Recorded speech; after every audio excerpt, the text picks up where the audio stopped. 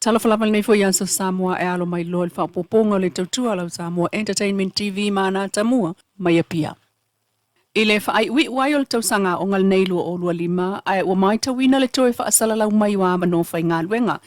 I le mta ngā luenga wa o ngā monia sia o ngā mawhautua ina i lato no tālu sanga mua mua e awal toe tālu sanga atu.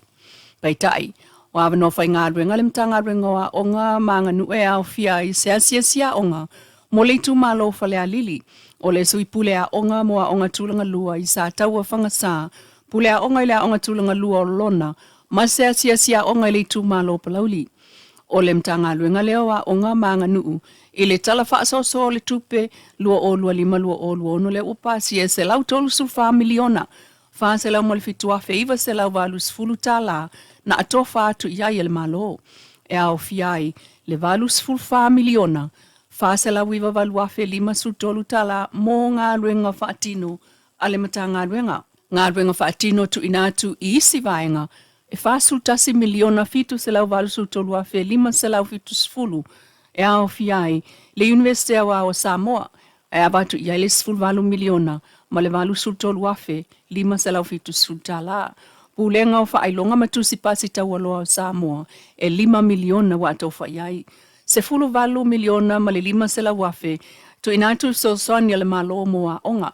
Se la wafe le asosi mo tangata e pole wa ai, se la wafe le asosi o tangata wha ai lo upulenga na whaitanga a Samoa.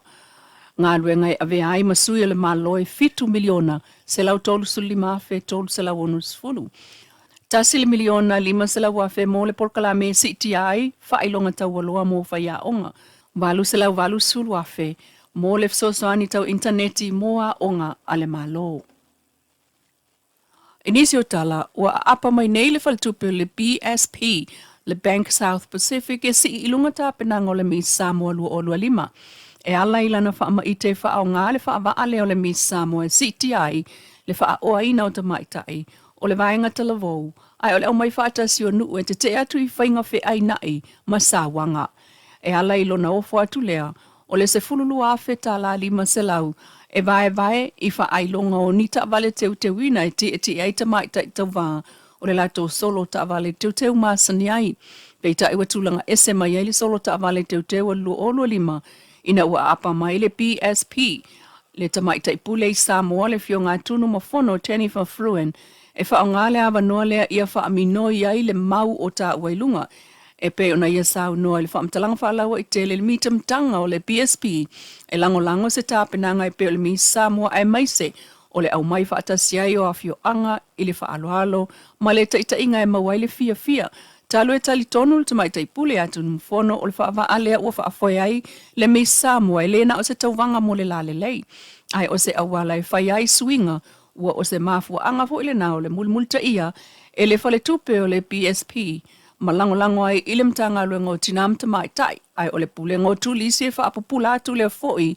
a sofa ai longa ina mamomoli atu le fe au ia mau e Samoa ni a inga nuu mase malo manuia malo si ole amana ia o whanau e silia le onos 10% o tangata o le tunu o tangata talavou i lalo ifo o le tolu lima tau sanga le mātutua e te atu i sawanga mafuala au whaasa ai whaasili le alofa manu le soifua. Ia whaapele lo tātou paneta, a wale tā ina, ianga whesota inga tele vave, whaaloalo i tangata mātua mpui mea sina, o le tauvanga o ta vale teu le so fito Novema, o le whaailonga mua e whaafeta la, lona lua e tolu afe, tolu e lua afe, ma whaailonga soifo ai, e ta i afeta la.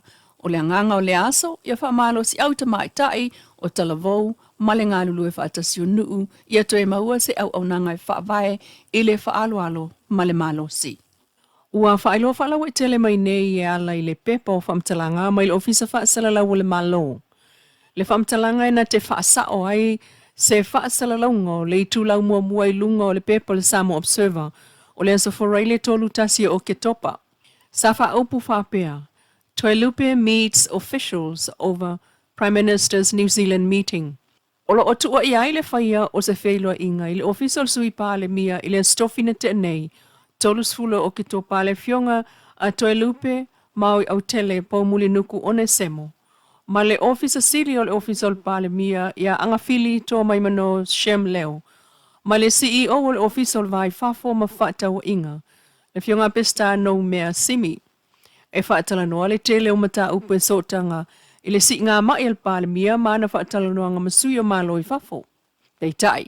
O le nā whaasalonga nu spepa o le Samoa Observer o le asoforoi le lea ua whaalawa I tele mai. E le sunga anga fili. E le I whesota ia tulava ia e le nusi pepa I se whaamao ni ngō sea fono pēna tupu. Mai wa ia whaamao nia mai fo I lunga o le whaasalalonga whaalawa I tele le nei. E le se whailo inga na tupu. Mai le iai whaatasi fo I ia ma pese tā. I le ofisa o le sui pale mia I le aso e pe o na tā ua e le tala le newspaper. Ma ia sau noa, ua mawhai o na ia whaamao nia mai. E le se whailo inga na tupu. Mai le ifeso ta ia tulava, seisio ila ua ma pesta whaatau I le afono ma le sui pale mia. A o le ata fo I olo o whaonga mai le tala lea a le newspaper, e le ipu ea I le aso. Pe ona whaasa o toa I le sunga anga fili. Whamtalanga na whaasalala we le newspaper. Inisio tala o le tau fau o le swau uafu atu I le Samoa mua Novema pe on sao no le ministal si iti ayo ia oloa. Ma whapena ai foi, o na tupu mo le penisini e tasi le sene lea ua si iai, mai le lua ta laiva o no le lua ta laiva fitu. O le kiso e lua tesima le valu sene ua si iti ai le lita, mai le tolu ta la valu sene I le tolu ta la se fulu tasi sene. O le kalasini e tasi tesima le valu sene ua si iai I le lita, mai le lua ta la no fitu, I le lua ta la no iwa. O le tau fau swa ui pamu pensini a mata atu I le soe o le aso tolu se fulu. O le masina le nei o Novema, pensini lua ta la iwa fitu le lita. O le kiso e tolu ta la asfutasi le lita, ma le kalasini e lua ta la no iwa I le lita. O tau awa I nei le laulau o le fono e kale sia sofata sia Samoa I le na fono. Le ana usui el fai ungol vai asante nei tolu tasi o ke topa. No olua lima, nisi o mau mai e kale sia Samoa. O le fono na whaia I le ofisa o le NCC songi, tai fono ai le sunga Reverend Aisoli Yuli. Awa ia ji ai le sili el tolu sultoti no le fono kale sia sofa tasi. E peo na moli mawina e se vai ngor sui o le kale sia na awa I le fono. Pe tai o mau na abatu le kale sia o ta ue lunga ia o fiai. Le fautuaina le mamalu o le ufai ngāruenga I whaifi au o tala lei ma le paia e kale sia. Ia avel wha mua mua il mol mau Yesu Keriso.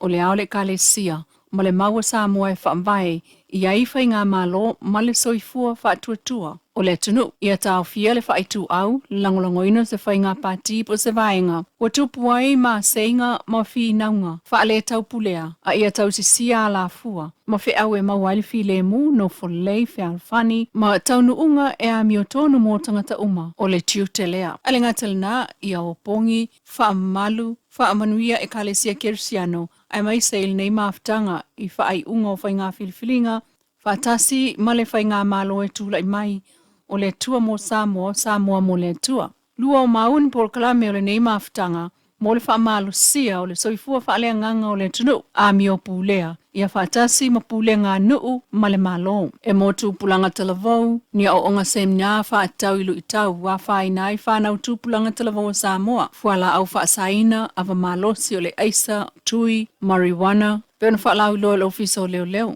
A mi o le pūlea o le malmaloa, masini wha leo tele, ma le pisa o ino fuanga mataimi le talfia ngai. Ia wha malu leo sa tau fia wha tau inga, ma market is ese, ia whaia umata penanga I le stonai, ia wha apitoa leo sa mo tapo inga I le tua e manu ia I Samoa. Ia wha malo sia le sao ngā ruenga fau a le fono e ka le sia so wha atasi mo le malo. Wha manatu foi, lotu al tuto atasi, o le lotu o le fono e ka le sia so wha atasi, e le pu lea e le malo vanga nā le sisi ngā fua. E sili el tolu sfulu totino le fono e ka le sia so wha atasi, le ana mori mawina, le awa iatu iai I le fono le wha ingol vai aso.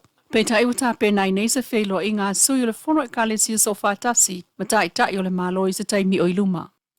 Samoa Entertainment TV mai pia, mana Atamua le nei fo iaso, wha poponga le taimi nei le aso a tai au.